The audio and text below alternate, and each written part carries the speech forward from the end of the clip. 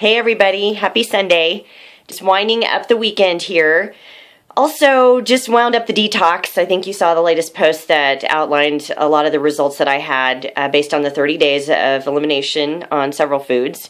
One thing I promised I would come back and give you some additional information on was the accountability shorts. And I posted that in the unexpected before picture post because I had slipped up over the holidays, as you well know, didn't eat as clean as I thought. I thought with this new diet, it'd give me a great opportunity to set a new goal, be a good leader to the people who were doing it with me, and actually start off 2014 really strong. But something I didn't take into account was some issues I'd been having hormonally, which I alluded to in the past. And I actually thought I had kicked most of them with my clean eating and exercise lifestyle over the last couple years. The main thing I've been having really bad issues with is eczema, which is kind of an itchy skin rash that for me, instead of having hot flashes, I have these kind of itchy, rashy flashes where all of a sudden my skin inflames, and it's especially on my back, it's hard to reach. It's frustrating.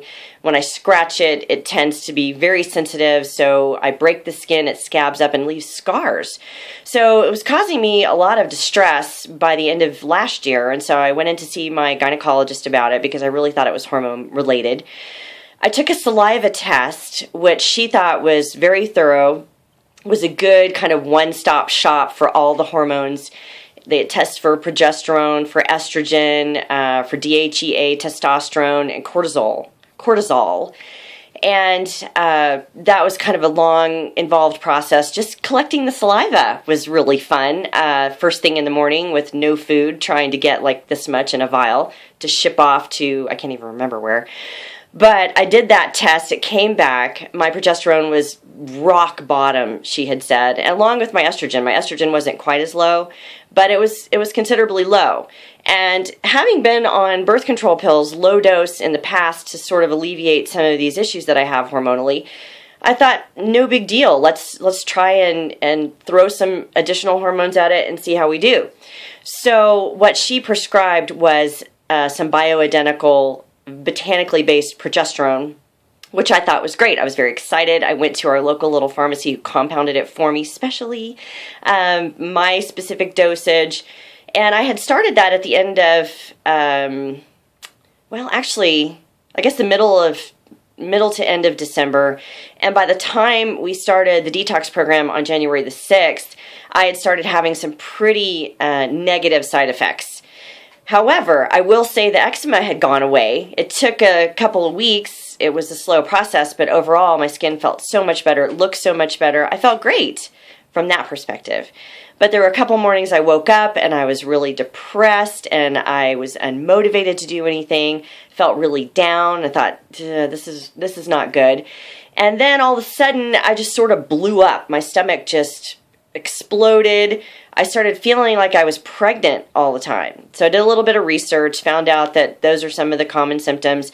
Apparently people on low dose birth control also experience those symptoms. I guess I was just lucky enough to not have any issues in the past, so I just assumed going forward I wouldn't either. Well, different story here. I never actually weighed myself. I didn't want to know because I really thought it was the hormones that I was taking that was causing it, so to me it was irrelevant. And as I mentioned, couldn't wear the shorts. Even got to a point a week into the detox where I couldn't even wear like most of my jeans. So I thought, this is just not working out for me. This is not what I want to do. So I ended up calling the doctor. She told me to back off of it. I have a friend who is a pharmacist. She sort of gave me some similar instruction. Tried that, but I was so sensitive to it, even after not taking any of it for 3 days, just one dose really set me over the edge again into a depressive state, and I just thought, no, not cool. So I know that there's a lot of different options out there for people. There's synthetic hormones, there's bioidentical hormones, there's no hormones, there are herbal remedies, there's all kinds of things out there. I tried herbal remedies a couple of years ago. I did it for quite some time. I didn't really feel like I got much out of it. So I was more prone to go with the hormonal treatment this time around. Although I really think being natural is much better. Yes, the itching has come back, and it's not quite as bad as it was. I fully expect it to ramp back up to where it was before, but I decided it's better to deal with that. I guess it's just a big trade-off, and it's just part of your skin's process of adjusting to the hormones that are changing the levels. And drying of the skin is part of it, and I guess mine is just very sensitive to that. So I don't know how you guys are doing. I don't know if at the age of 45 you're even having these symptoms. My mom was done, completely finished with everything, and was at menopause at the age of 50. And I've sort of followed in her footsteps from a female cycle perspective. So I fully expect to kind of be right there with her. It took her 15 years worth of symptoms to finally reach the end. And I started having all this stuff around the age of 36. Like I said, it's really improved vastly with my lifestyle. And so I'm really hoping that I can, manage whatever's coming down the pike. And I have to tell you guys, I'm a little terrified about what's coming down the pike.